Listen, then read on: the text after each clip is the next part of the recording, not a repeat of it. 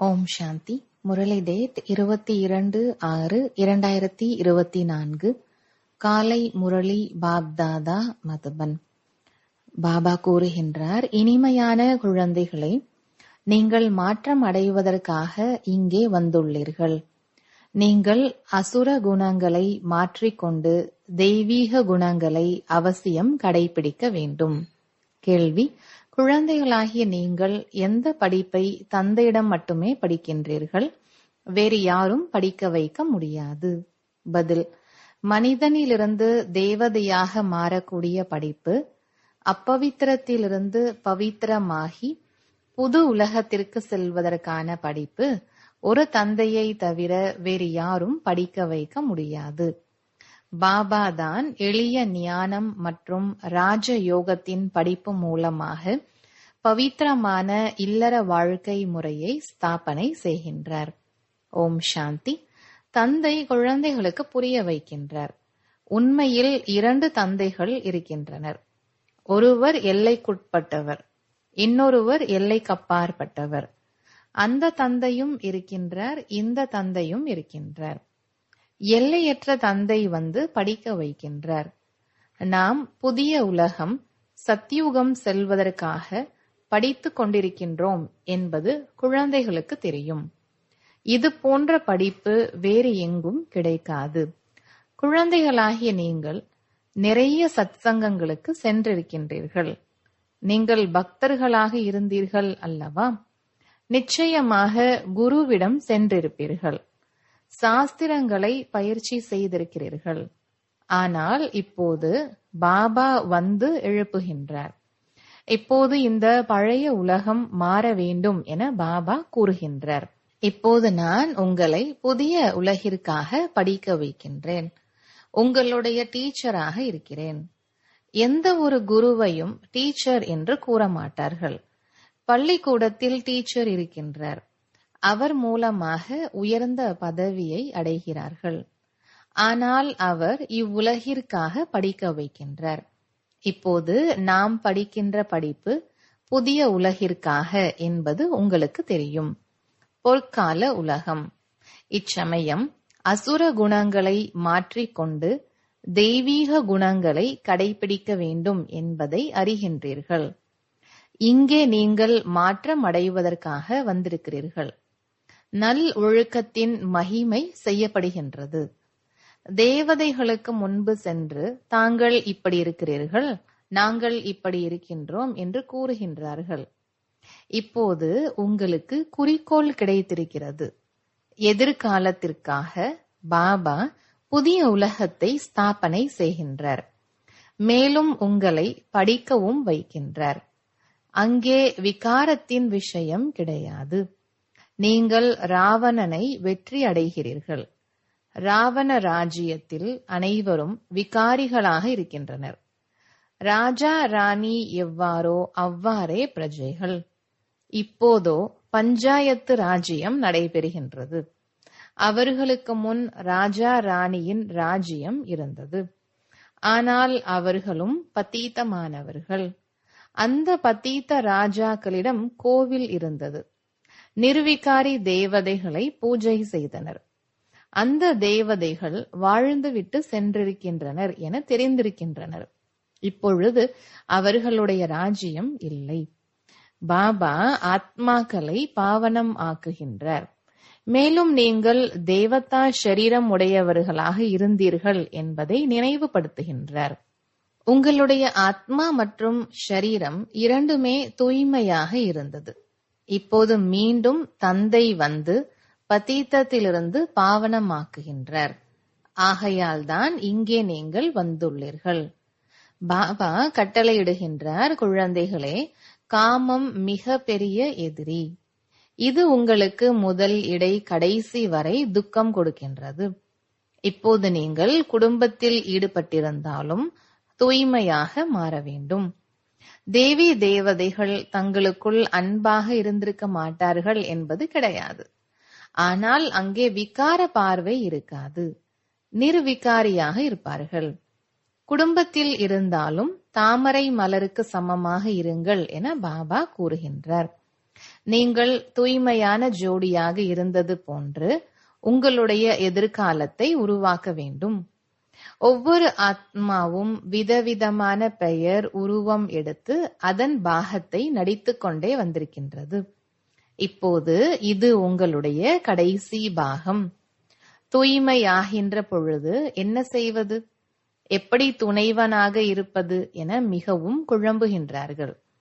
துணைவனாக இருப்பது என்பதன் பொருள் என்ன? வெளிநாட்டில் வயதாகும் போது துணையாக இருப்பதற்காகவும் தன்னை கவனிப்பதற்காகவும் திருமணம் செய்து கொள்கின்றனர். பிரம்மச்சாரியாக இருப்பதை நிறைய பேர் விரும்புகின்றனர். சந்நியாசிகளின் விஷயம் தனி. குடும்பத்தில் இருந்தாலும் திருமணம் செய்து கொள்வதை விரும்பாதவர்கள் பலர் இருக்கின்றனர். திருமணம் செய்து கொண்டு குழந்தை குட்டிகளை பார்த்து கொள்ளுதல் போன்ற வலையை விரித்து அதில் தானே ஏன் மாட்டிக்கொள்ள வேண்டும்? இது போன்று பலர் இங்கேயும் வருகிறார்கள். 40 வயதாகியும் பிரம்மச்சாரியாக இருக்கிறார்கள். இதன் பிறகு திருமணம் செய்வார்களாம். சுதந்திரமாக இருப்பதை விரும்புகின்றார்கள். பாபா அவர்களை பார்த்து குஷி அடைகின்றார். இவரோ பந்தனத்திலிருந்து விடுபட்டவர். மற்றபடி ஷரீரத்தின் பந்தனம் இருக்கிறது. தேகம் உட்பட அனைத்தையும் மறந்து ஒரு தந்தையை நினைவு செய்ய வேண்டும். எந்த தேகதாரியையோ கிறிஸ்துவையோ நினைக்க கூடாது. நிராகாரி சிவன் தேகதாரி கிடையாது. அவருடைய பெயரே சிவன். சிவனுடைய கோவில்கள் இருக்கின்றது. 84 பிறவிகளின் பாகம் ஆத்மாவிற்கு கிடைத்திருக்கின்றது. இது அழியாத நாடகம். இதில் எதையும் மாற்ற முடியாது. முதலில் நம்முடைய தர்மம் கர்மம் உயர்ந்ததாக இருந்தது. அது இப்போது கீழான நிலைக்கு வந்துவிட்டது என்பதை அறிகின்றீர்கள். தேவதை தர்மமே அழிந்துவிட்டது என சொல்ல முடியாது. தேவதைகள் அனைத்து குணங்களிலும் நிரம்பியவர்களாக இருந்தார்கள் என பாடுகின்றார்கள். லட்சுமி நாராயணன் இருவரும் தூய்மையாக இருந்தார்கள். தூய்மையான குடும்ப மார்க்கம் இருந்தது. இப்போது அப்பவித்திரமான குடும்ப மார்க்கமாக உள்ளது. 84 பிறவிகளாக விதவிதமான பெயர் தோற்றம் மாறிக்கொண்டே வந்திருக்கிறது. இனிமையிலும் இனிமையான குழந்தைகளே, நீங்கள் தன்னுடைய பிறவிகளை பற்றி அறியவில்லை. நான் உங்களுக்கு 84 பிறவிகளின் கதையை கூறுகின்றேன் என்று பாபா கூறுகின்றார். எனவே முதல் பிறவியிலிருந்து புரிய வைக்க வேண்டியிருக்கின்றது. நீங்கள் தூய்மையாக இருந்தீர்கள். இப்போது விகாரி ஆகிவிட்டதால் தேவதைகளுக்கு முன்பு சென்று தலை வணங்குகிறீர்கள். கிறிஸ்துவர்கள் கிறிஸ்துவிற்கு முன்பும், பௌத்தர்கள் புத்தருக்கு முன்பும், சீக்கியர்கள் குருநானக்கின் தர்பாருக்கு முன்பும் சென்று தலை வணங்குகின்றார்கள். இதனால் இவர்கள் எந்த சமயத்தை சார்ந்தவர்கள் என்பது தெரிகின்றது. உங்களை ஹிந்து என்று கூறுகிறார்கள். ஆதி சனாதன தேவி தேவதா தர்மம் எங்கே சென்றது? இது யாருக்கும் தெரியவில்லை, மறைந்து போயிற்று. பாரதத்தில் அளவற்ற படங்கள் உருவாக்கப்பட்டிருக்கிறது. மனிதர்கள் சொல்லும் வழிகளும் பல இருக்கின்றன. சிவனுக்கு கூட பல பெயர்களை வைத்திருக்கின்றனர். உண்மையில் அவருக்கு ஒரே பெயர்தான் சிவன். அவர் மறுபிறவி எடுத்திருக்கின்றார், அதனால்தான் பெயர்கள் மாறிக்கொண்டே இருக்கிறது என்பதெல்லாம் கிடையாது, இல்லை. மனிதர்களுக்கு பல வழிகள் இருக்கின்றது. ஆகையால் பல பெயர்கள் வைக்கின்றனர். ஸ்ரீநாத் துவாரகாவிற்கு சென்றால் அங்கேயும் அதே லட்சுமி நாராயணன் தான் இருக்கின்றார்கள். ஜெகநாத் கோவிலிலும் அதே சிலைதான் இருக்கின்றது. பெயர் விதவிதமாக வைக்கின்றனர். நீங்கள் சூரிய வம்சத்தில் இருந்த பொழுது பூஜை போன்றவைகளை செய்யவில்லை. நீங்கள் முழு உலகையும் ஆட்சி செய்தீர்கள். சுகமாக இருந்தீர்கள். ஸ்ரீமத் படி சிரேஷ்ட ராஜ்யத்தை ஸ்தாபனை செய்தீர்கள். அதுதான் சுகதாமம் என்று அழைக்கப்படுகின்றது. அங்கே எங்களை தந்தை படிக்க வைக்கின்றார், மனிதனிலிருந்து தேவதையாக மாற்றுகின்றார் என்று யாரும் கூற மாட்டார்கள். அடையாளம் கூட இருக்கிறது. கண்டிப்பாக அவர்களுடைய ராஜ்யம் இருந்தது. அங்கே கோட்டை போன்றவை கிடையாது. பாதுகாப்பிற்காக தான் கோட்டைகளை கட்டுகின்றனர். இந்த தேவி தேவதைகளின் ராஜ்யத்தில் கோட்டை போன்றவைகள் இல்லை. யாரும் படையெடுக்க மாட்டார்கள். இப்பொழுது நாம் அந்த தேவி தேவதா தர்மத்தில் இடம் மாறிக்கொண்டிருக்கின்றோம் என அறிகின்றீர்கள். அதற்காக நீங்கள் ராஜயோகா படிப்பை படித்துக் கொண்டிருக்கின்றீர்கள். ராஜ்யத்தை அடைய வேண்டும். பகவான் வாக்கு, நான் உங்களை ராஜாக்களுக்கெல்லாம் ராஜாவாக மாற்றுகின்றேன். இப்போது யாரும் ராஜா ராணி கிடையாது. எத்தனை சண்டை சச்சரவுகள் ஏற்பட்டு கொண்டே இருக்கிறது. இதுதான் கலியுகம், அயன் ஏஜ். நீங்கள் பொன்னான யுகத்தில் இருந்தீர்கள். இப்போது மீண்டும் புருஷோத்தம சங்கம் யுகத்தில் நிற்கிறீர்கள். பாபா உங்களை முதல் நம்பரில் அழைத்து செல்ல வந்திருக்கின்றார். அனைவருக்கும் நன்மை செய்கின்றார். நமக்கும் நன்மை நடக்கிறது. முதலில் நாம் நிச்சயமாக சத்தியுகத்தில் வருவோம் என அறிகின்றீர்கள். மற்ற தர்மத்தினர் யார் யார் இருக்கின்றார்களோ அவர்கள் அனைவரும் சாந்தி தாமத்திற்கு சென்று விடுவார்கள். அனைவரையும் பவித்திரமாக ஆக்க வேண்டும் என பாபா கூறுகின்றார். நீங்கள் தான் தூய்மையான தேசத்தில் வசிக்கக்கூடியவர்கள்.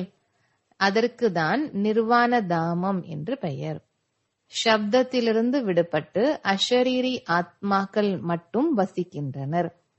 நான் உங்களை நிர்வாண தாமத்திற்கு, சாந்தி தாமத்திற்கு அழைத்து செல்கிறேன் என வேறு யாரும் கூற முடியாது. அவர்கள் நாங்கள் பிரம்மத்தில் மூழ்கி விடுவோம் என கூறுகின்றார்கள். இப்போது இது தமோ பிரதான உலகம். இதில் உங்களுக்கு சுவை வராது என தெரிந்திருக்கின்றீர்கள். ஆகையால் புதிய உலகை ஸ்தாபனை செய்து பழைய உலகை அழிப்பதற்காக பகவான் இங்கே வரவேண்டி இருக்கின்றது. சிவ ஜெயந்தி இங்குதான் கொண்டாடுகின்றார்கள். அப்படி என்றால் அவர் என்ன செய்தார்? யாராவது சொல்லுங்கள். ஜெயந்தி கொண்டாடுகின்றார்கள் என்றால் நிச்சயமாக வருகின்றார் அல்லவா? ரதத்தில் வீற்றிருக்கின்றார். அவர்கள் குதிரை வண்டியின் ரதத்தை காண்பித்து விட்டனர். தந்தை அமர்ந்து புரிய வைக்கின்றார். நான் எந்த ரதத்தில் சவாரி செய்கிறேன் என குழந்தைகளுக்கு தெரிவிக்கின்றேன். பிறகு இந்த ஞானம் மறைந்து விடுகின்றது. இவருடைய 84 பிறவிகளின் கடைசியில் பாபா வரவேண்டி இருக்கின்றது. இந்த ஞானம் வேறு யாரும் கொடுக்க முடியாது. ஞானம் என்பது பகல், பக்தி என்பது இரவு. கீழே இறங்கிக் கொண்டே இருக்கின்றோம். பக்தியினுடைய பகட்டு எவ்வளவு இருக்கின்றது. எவ்வளவு கும்பமேளாக்கள், திருவிழாக்கள் நடைபெறுகின்றன. இப்பொழுது நீங்கள் பவித்திரமாகி புதிய உலகத்திற்கு போக வேண்டும். இது சங்கம்யுகம் என்பதை பாபா கூறுகின்றார். இவ்வாறு வேறு யாரும் கூறவில்லை. உங்களுக்கு மனிதனிலிருந்து தேவதையாக மாறுவதற்கு போன கல்பத்தில் படித்த அதே படிப்புதான் கிடைத்திருக்கின்றது. மனிதனிலிருந்து தேவதையாக மாறினார்கள் என பாடப்பட்டிருக்கின்றது. நிச்சயமாக பாபா தான் மாற்றுவார் அல்லவா? நாம் அப்பவித்திரமான இல்லற தர்மத்தை சார்ந்தவராக இருந்தோம். இப்போது பாபா வந்து மீண்டும் பவித்திரமான இல்லற மார்க்கத்தினராக மாற்றுகின்றார். நீங்கள் மிகவும் உயர்ந்த பதவி அடைகிறீர்கள். உயர்ந்ததிலும் உயர்ந்த தந்தை எவ்வளவு உயர்ந்தவராக மாற்றுகின்றார். பாபாவினுடையது ஸ்ரீ ஸ்ரீ, அதாவது சிரேஷ்டத்திலும் சிரேஷ்ட வழி. நாம் சிரேஷ்டமாக மாறுகின்றோம். ஸ்ரீ ஸ்ரீயினுடைய பொருள் யாருக்கும் தெரியவில்லை. ஒரு சிவ தந்தைக்குத்தான் இந்த பட்டம் இருக்கின்றது. ஆனால் அவர்கள் தங்களுக்கு ஸ்ரீ ஸ்ரீ என கூறிக்கொள்கிறார்கள். மாலை உருட்டப்படுகின்றது. 108 மாலை இருக்கின்றது. அவர்கள் 16 108 மாலையை உருவாக்கியுள்ளனர். அதில் 8 பேர் வரத்தான் வேண்டும். 4 ஜோடி மற்றும் ஒரு தந்தை. அஷ்ட ரத்தினங்கள், மேலும் 9வது நான். அவர்களை ரத்தினங்கள் என்கிறார்கள். அவர்களை அவ்வாறு மாற்றுபவர் தந்தை. நீங்கள் பாபா மூலமாக தங்க புத்தி உடையவராக மாறுகின்றீர்கள். ரங்கூனில் ஒரு குளம் இருக்கிறது. அதில் நீராடினால் தேவதையாக ஆகிவிடுவார்கள் என கூறுகின்றார்கள். உண்மையில் இது ஞான குளியல். இதன் மூலமாக தான் நீங்கள் தேவதையாக மாறுகின்றீர்கள். மற்றவையெல்லாம் பக்தி மார்க்கத்தின் விஷயங்கள். தண்ணீரில் நீராடுவதால் தேவதையாகி விடலாம் என்பதெல்லாம் ஒருபோதும் நடக்காது. இவை அனைத்தும் பக்தி மார்க்கம். என்னென்ன விஷயங்களை உருவாக்கி இருக்கின்றார்கள்? எதையும் புரிந்து கொள்ளவில்லை. உங்களின் நினைவு சின்னமாக தில்வாடா, குரு ஷிகர் போன்றவை அமைந்துள்ளன என்பதை நீங்கள் இப்போது புரிந்து கொள்கிறீர்கள். பாபா மிகவும் உயரத்தில் இருக்கின்றார் அல்லவா? பாபா மற்றும் ஆத்மாக்களாகிய நாம் எங்கே வசிக்கின்றோமோ அதுவே மூல வத்தனம் என்பது உங்களுக்கு தெரியும். சூட்சும வத்தனம் என்பது சாட்சாத்காரத்திற்கு மட்டுமே. அது ஒரு உலகம் கிடையாது. சூட்சும வத்தனம் அல்லது மூல வத்தனத்திற்கு உலக வரலாறு மீண்டும் நடக்கிறது என கூற மாட்டார்கள். உலகம் ஒன்றுதான் இருக்கிறது. இந்த உலகத்தின் சரித்திரம் மீண்டும் நடக்கிறது என்று கூறப்படுகின்றது. உலகம் அமைதி அடைய வேண்டும் என மனிதர்கள் கூறுகிறார்கள். ஆத்மாவின் சுய தர்மம்தான் சாந்தி என்பதை இவர்கள் அறியவில்லை. மற்றபடி காட்டில் அமைதி கிடைக்காது. குழந்தைகளாகிய உங்களுக்கு சுகமும் மற்ற அனைவருக்கும் அமைதியும் கிடைக்கிறது. யாரெல்லாம் வருகிறார்களோ முதலில் சாந்தி தாமத்திற்கு சென்று பிறகு சுகதாமத்திற்கு வருவார்கள். நாங்கள் ஞானம் எடுக்க மாட்டோம் என அநேகர் கூறுவார்கள். கடைசியில் வருகின்றார்கள் என்றால் இவ்வளவு காலம் முக்தி தாமத்தில் இருக்கிறார்கள். நல்லது, நீண்ட காலம் முக்தியில் இருக்கின்றார்கள். இங்கே ஓரிரு பிறவிகள் பதவி பெறுவார்கள். அது என்ன ஆகிறது? கொசு கூட்டம் உற்பத்தியாகி இறந்து போவது போன்று. ஒரு பிறவியில் இங்கு என்ன சுகம் கிடைக்கும்? எந்த பயனும் இல்லை. நடிக்காதது போன்றுதான் அது. உங்களுடைய பாகம் மிகவும் உயர்ந்தது. உங்களை போன்ற இவ்வளவு சுகம் வேறு யாரும் பார்க்க முடியாது. ஆகையால் முயற்சி செய்ய வேண்டும். செய்து கொண்டே இருக்கிறார்கள். போன கல்பத்திலும் நீங்கள் முயற்சி செய்தீர்கள். உங்களுடைய முயற்சிக்கு ஏற்றாற் போல ஆஸ்தி பெற்றிருக்கிறீர்கள். முயற்சி இல்லாமல் ஆஸ்தியை அடைய முடியாது. கண்டிப்பாக முயற்சி செய்ய வேண்டும். இவ்வாறு நாடகம் உருவாக்கப்பட்டிருக்கிறது என பாபா கூறுகின்றார். உங்களது முயற்சி நடைபெறும் தான், அப்படியே செல்ல முடியாது. முயற்சி இல்லாமல் எதுவும் நடக்காது. இருமல் தானாகவே எப்படி சரியாகும்? மருந்து உட்கொள்வதற்காக முயற்சி செய்ய வேண்டும். சிலர் நாடகத்தில் இருந்தால் நடக்கும் என்று அப்படியே நாடகத்தின் மீது அமர்ந்து கொள்கிறார்கள். இது போன்று தலைகீழாக ஞானத்தை புத்தியில் வைக்காதீர்கள். இப்படி கூட மாயை தடையை ஏற்படுத்துகின்றது. குழந்தைகள் படிப்பையே விட்டு விடுகிறார்கள். இதற்குத்தான் மாயாவிடம் தோல்வி என்கிறார்கள். சண்டை அல்லவா?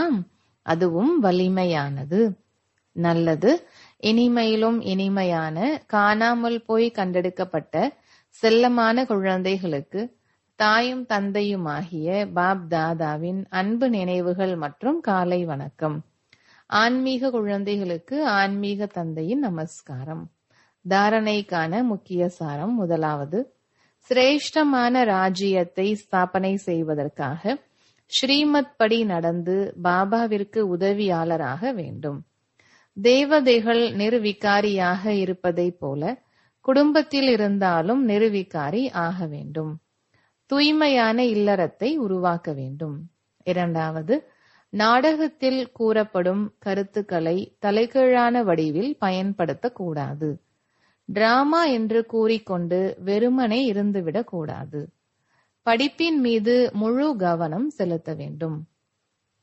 முயற்சி செய்து தனது உயர்வான பலனை உருவாக்கிக் கொள்ள வேண்டும். வரதானம்: தாமரை மலரின் அடையாளத்தை புத்தியில் வைத்து தன்னை உதாரணம் என்று புரிந்திருக்கக்கூடிய பற்றற்றவர் மற்றும் அன்பானவர் ஆகுங்கள். விளக்கம்: தாமரை மலர் இல்லறத்தில் இருப்பவர்களினுடைய அடையாளம். எனவே தாமரை மலர் ஆகுங்கள் மற்றும் செயல்படுத்துங்கள். ஒருவேளை செயல்படுத்தவில்லை என்றால் தாமரை மலர் ஆக முடியாது. எனவே தாமரை மலரின் அடையாளத்தை புத்தியில் வைத்து தன்னை உதாரணம் எக்ஸாம்பிள் என புரிந்து கொண்டு நடங்கள். சேவை செய்தாலும் விடுபட்டவராக மற்றும் அன்பானவராக ஆகுங்கள். அன்பானவராக மட்டும் ஆகக்கூடாது, ஆனால் பற்றற்றவராகி அன்பானவர் ஆக வேண்டும். ஏனென்றால் அன்பு சில நேரங்களில் பற்றாக மாறிவிடுகிறது.